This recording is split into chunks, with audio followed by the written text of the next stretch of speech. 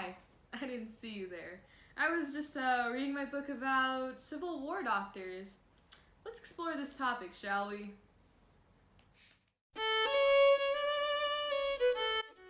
In order to become a doctor, you had to have 2 years of education in medicine in order to be hired by the army. But women who wanted to practice medicine had to dress like a male in order to get education. From there, they could become a nurse or continue to dress like a male and work as a doctor. I may be compelled to face danger, but never fear it. And while our soldiers can stand and fight, I can stand and feed and nurse them. Clara Barton. Male doctors such as Gordon Buck for the Union and Per Porcher from the Confederacy did the main jobs such as amputations and treatment of diseases, while the nurses helped supplies and care. Doctors would work in makeshift hospitals such as houses and churches near battlefields to treat soldiers. If it came down to it, they would even have to use chairs to prop up linens and curtains to function as a hospital. In the South, there was a hospital called Fairfax Seminary in Virginia.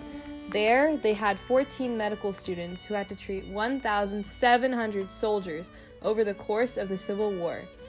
This was due to the shortage of doctors in the Confederacy. Oh, please. There's too many people. I have an arm. Conditions in the hospitals were far less than ideal.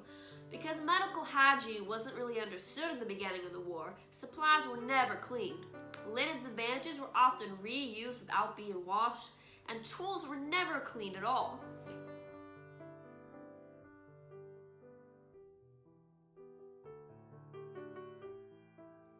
Most of the deaths weren't even caused by the war itself.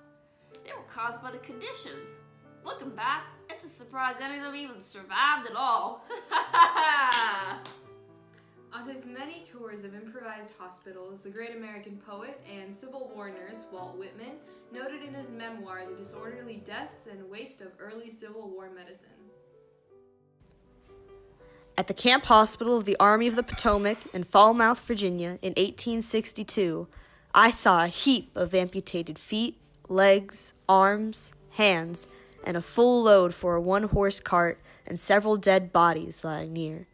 Of the hospital itself, it was quite crowded, upstairs and down. All the wounded pretty bad, some frightful, the men in their old clothes, unclean and bloody. Of the division hospitals, these were merely tents, and sometimes very poor ones.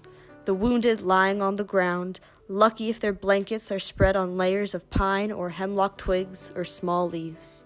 Walt Whitman. War means fightin', and fightin' means killin'. Nathan Bedford Forrest, Confederate soldier.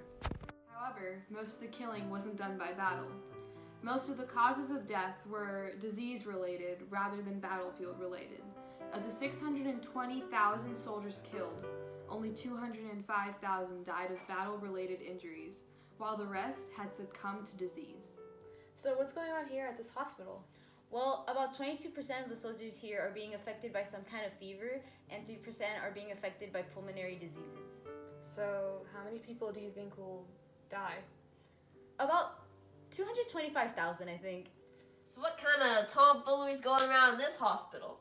Well, around here, youngster soldiers are getting about 34% of them are getting some sort of fever, while about 19% gonna get some sort of pulmonary disease. Well, how many gonna die from those diseases? I'm thinking about 165,000 gonna die from them diseases. Y'all gonna die. The bad conditions and lack of sterilization caused many of the diseases to spread among soldiers that were being treated. Diseases included dysentery, typhoid fever, pneumonia, mumps, measles, and tuberculosis. The severity of these diseases were increased because of the poor diets and bad conditions. In order to treat these diseases, doctors often use harsh and harmful medications such as mercury and opium. Depending on what you had, they would use a different concoction of chemicals in order to treat their patients. They didn't have any medicine in the South. You know how they got them? The Southerners had to sneak into the North to get supplies such as opium.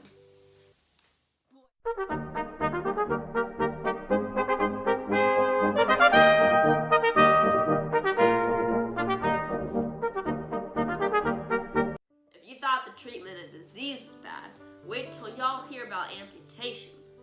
Amputations were a common occurrence to stop infections and gangrene. First day on the job. Congratulations. 2 years of training finally got you here. So we're going to start you off by showing how to do an amputation. You're lucky you're getting trained by me. Why? Well, only 1% of doctors have had prior experience with amputations, and I'm one of them. I mean, I guess that's a good thing. So, we're going to start off with my favorite saw from the battlefield. Oh my Has been God. washed in a couple of weeks, but it's fine. Oh my god. So how long is the whole cutting off thing supposed to take? 10 minutes. Since this arm was injured by a bullet right there, so we're going to be treating a bullet this time, but you'll see injuries from cannonballs to bayonets. And we're going to have to knock this patient out, so grab the chloroform rag and what? some morphine. I'm She's sorry, gonna need I'm it. sorry. What? So the first step of the amputation is to actually cut off the limb.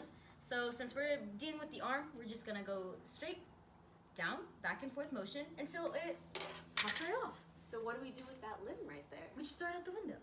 Do all doctors do this? Yes, it's very common, and that's how we're all taught. So it's very, very convenient. So the next part is to sew the arteries shut using thread. What kind of thread? We have horsehair, silk, and cotton. Anyone is fine. Whichever one is in stock at the time, we can use. So we're just gonna sew them shut, like so. So what are we going to do with that flap of skin right there? Oh, we fold it over, and we have to sew it tight again so that the flap of skin doesn't flap around. And we're gonna poke some holes in it so that some fluids can come out, and that way it won't get infected. Like this? Yeah. All right. And so this champ is good to go. He can go on out. What's his chance of survival? Pretty good, unless he gets a fever. If you get a fever, you have 10% chance of living. I'm sorry, what? Several key figures played a role in the progression of medicine at this time. Jonathan Letterman, the medical director of the Army of the Potomac, brought order and efficiency to the medical service with a regulated ambulance system and evacuation plans for the wounded. As Surgeon General of the Union Army, William A. Hammond standardized, organized, and designed new hospital layouts and inspection systems. He also wrote the entire book on hygiene for the Army. Clara Barton, well-known humanitarian and founder of the American Red Cross, brought professional efficiency to soldiers in the field, especially at the Battle of Antietam in September of 1862, when she delivered much-needed medical supplies and administered relief and care of the wounded. Disease and illness took a heavy toll on soldiers, but as these historic characters show, every effort was made to prevent death caused by human error and ignorance through the development of organized and more advanced practices. To combat illnesses and improve medical care for their soldiers during the war. Many of America's modern medical accomplishments have their roots in the legacy of America's defining war, the Civil War.